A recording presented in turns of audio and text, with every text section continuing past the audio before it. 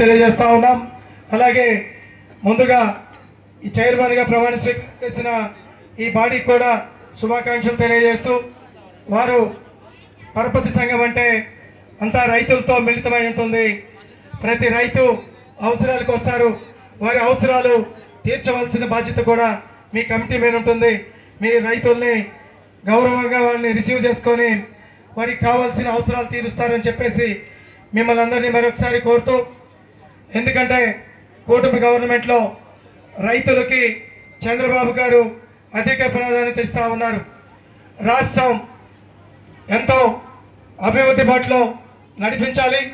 అదేవిధంగా గత ప్రభుత్వం చేసిన అరాచకాల వల్ల రాష్ట్రం ఈరోజు దివాలా తీసిన పరిస్థితి. చంద్రబాబు గారు ప్రమాణ స్వీకారం చేసే నాటికి అయినా కానీ సూపర్ 6 అమలు చేయటంలో ఎక్కడ వెనుకడుగేలా సంవత్సరం కాలంలో అనుకున్నట్టు చెప్పినట్టుగా అన్ని అమలు చేశారు. దాంట్లో భాగంగా ఈ సభ, ఈ పరపతి సంఘాలన్నీ కూడా రైతులకు అనుబంధమై, ఈ రైతులకు అనుబంధంలో మనం చూసాం అన్నదాత సుఖీభవ రైతులందరికీ అందించడం జరిగింది. ఈ అనేక కార్యక్రమాలు, అలాగే తల్లికి వందనం, అలాగే శ్రీశక్తి, ఇట్లా సూపర్ 6లో ఏవైతే మనం అనుకున్నామో ఈ కార్యక్రమాలన్నిటి కూడా నెరవేరుస్తూ చంద్రబాబు అంటేనే అభివృద్ధి, అభివృద్ధి అంటేనే చంద్రబాబు అనే విధంగా జరుగుతూ ఉంది. ఎక్కడైనా ఏ విలేజ్లో అయినా ఒక నాయకుడిని, విలువలున్న నాయకుడిని వెనుక్కుంటే ఆ నాయకత్వం, ఆ విలేజ్, ఆ గ్రామాలు డెవలప్ అవుతూ ఉంటాయి. అట్లాగే మన చంద్రబాబు గారికి కూడా ప్రపంచవ్యాప్తంగా ఎక్కడికి వెళ్ళినా ఆయనకు ఒక విలువలు ఉన్నాయి. కాబట్టి ఈరోజు మనం ఏ నిర్ణయం తీసుకున్నా బాబు గారు ఈరోజు సూపర్ 6 అమలు చేస్తున్నారంటే ఆయన ఏ బ్యాంకర్స్ని అడిగినా, ఏ దేశంలో ఉన్న వాణిజ్యవేత్తల్ని, వ్యాపారస్తుల్ని, ఫ్యాక్టరీకి సంబంధించి ఇండస్ట్రియల్ని ఎవరిని అడిగినా కానీ మా ఆంధ్రప్రదేశ్లో పెట్టుబడి పెట్టమంటే వారు వెనక ముందు ఆలోచించకుండా సిబిఎన్ బ్రాండ్ చెప్తే వారు ఈరోజు పొలంలోని ఒక ప్రవాహంలాగా పెట్టుబడి పెట్టడానికి మన ఆంధ్రప్రదేశ్కి వస్తూ ఉన్నారు. ఈ విధంగా నడుస్తూ ఉంటాయి. ఈ వైసీపీ, ఈ పిచ్చి బ్యాచ్కి, ఈ పేటీఎం బ్యాచ్కి ఇంకా అర్థం కావటంలా. రాష్ట్రం డెవలప్ అయితే వైసీపీ వారు మీ పిల్లలకు కూడా ఉద్యోగాలు వస్తాయని మర్చిపోకండి. నిన్న ఎక్కడో మహారాష్ట్రలో వరదలు వస్తే అమరావతి మునిగిపోయిందని ఈ వైసీపీ పెయిడ్ బ్యాచెస్ పెడతా ఉన్నాయి. దయచేసి అర్థం చేసుకోండి. మీరు పిచ్చి పిచ్చిగా ఇలాగే పెడితే సరాసరి మీ అందరూ స్టేషన్ల చుట్టూ తిరగాల్సి వస్తుంది.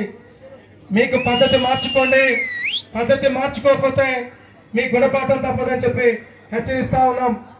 ఇక్కడ ఈ మండలం, ఇక్కడున్న ఎమ్మెల్యేస్, ఇక్కడున్న మండల నాయకులు కూడా ఏం మాట్లాడతారో అర్థం కాదు. గొంతేసుకొని ఒకటే అరుస్తూ ఉన్నారు, మీ అబ్బా సొత్తా, మీ తాత సొత్తా అని. ఈ 5 ఏళ్ళు మా సొత్తే. లాస్ట్ 5 ఏళ్ళు ఏం చేశారు మీరు? మీ అబ్బా సొత్తాన్ని తిరిగావా? పోలీస్ ఏరియా తీసుకొని పొలం చెరువుకి ఎరగడిపోవడానికి ఏం అధికారం ఉందని తిరిగావా? మినిస్టర్ పక్కనుంటే నిన్ను ఏదో ఇన్ఛార్జిగా ప్రకటిస్తే నీ అబ్బా సొత్తు అని చెప్పి పోలీస్ ఏరియా వేసుకొని తిరిగావు. ఈ 5 ఏళ్ళు అబ్బా సొత్తే. మరి ఒకసారి చెప్తున్నాం గంటాపదంగా, నోరు అదుపులో పెట్టుకొని మాట్లాడితే మేము అదుపులో పెట్టుకొని మాట్లాడతాం. మీ ఇష్టం వచ్చినట్టు మాట్లాడితే, మీరు ఒకటి మాట్లాడితే మేము 6 మాట్లాడతాం. దేనికైనా రెడీ. ఏం ఇసుక, ఏం మీ అబ్బ చెప్తుందా? ఇసుక టెండర్ కలెక్టర్ టెండర్ వేస్తే ఆ టెండర్ అతను వాడుకున్నాడు. మీ పక్కన తిరిగే వాళ్ళు వేల టన్నులు అమ్ముకున్నారు. ముందు తెలుసుకో చంద్రశేఖర్, నీ ఇష్టం వచ్చినట్టు మాట్లాడబాక. లాస్ట్ 5 ఏళ్ళు నీరు ప్రవాహం ఏడొచ్చిందా? అది మీ అబ్బ సొత్త. ఏ గ్రామానికన్నా నీళ్ళు ఇచ్చారా? ఈరోజు మేము ఇస్తున్నాం. లాస్ట్ 5 ఏళ్ళు ఎక్కడన్నా తొట్ట మట్టి పోసావా? ఈరోజు మేము పోసాం. ఇక్కడ మురారుపల్లి దాటితే ఆ ఒక కొండ చిన్న రాయి తీసి వచ్చినప్పుడు నువ్వు ఈరోజు మాట్లాడుతున్నావు. నిన్న నీకు సిగ్గు లేక ఇక్కడ ఫోటో దిగెళ్ళావు. తీసుకురా. నువ్వు ఇచ్చిన లెటర్కి వచ్చిందో, మేము ఇచ్చిన లెటర్కి ఫండ్ వచ్చి 2 కోట్లు వచ్చిందో తీసుకురా. రోడ్డు భవనాల శాఖ మంత్రి టీసీ జనార్దన్ రెడ్డి దగ్గర మనంతా ఎరిక్షన్ పంపించిన లెటర్తో ఆ ఫండ్ వచ్చిందా? నువ్వు ఫోటో తీసుకొని పోతే ఆ ఫండ్ వచ్చిందా తెలుసుకో చంద్రశేఖర్. నీ ఇష్టం వచ్చినట్టు మాట్లాడితే ఇక్కడ ఊరుకునే పరిస్థితి అయితే లేదని చెప్పి తెలియజేస్తా ఉన్నాం.